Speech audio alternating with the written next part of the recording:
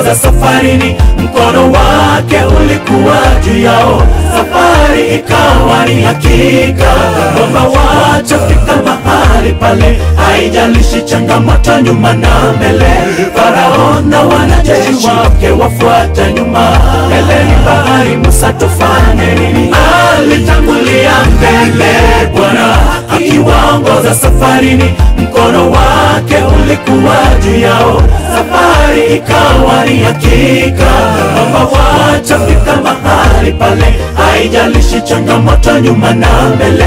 Farao na wanajeshi wake wafuata nyuma, mbele ni bahari, Musa tufanye nini? Bwana wetu akiwa mbele tu washindi, atatutia nguvu, sisi nasi tutasafiri, hatuogopi katu, hatuvunji moyo yajapo mazito. Hatuwezi ruhusu chochote kitutenganishe na Bwana. Safari ya mbinguni sisi tunakwea, kwa imani tutafika kileleni. Bwana wetu akiwa mbele tu washindi, atatutia nguvu, sisi nasi tutasafiri, hatuogopi katu, hatuvunji moyo yajapo mazito. Hatuwezi ruhusu chochote kitutenganishe na Bwana. Safari ya mbinguni sisi tunakwea, kwa imani tutafika kileleni.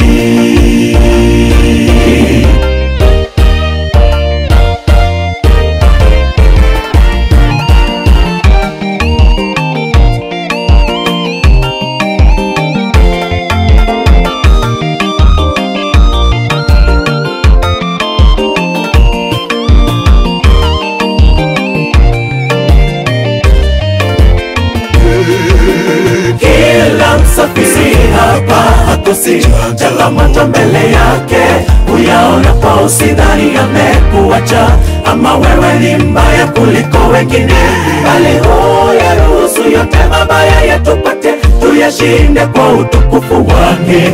Usisate tamaa ndugu, songa mbele, bandari twaiona.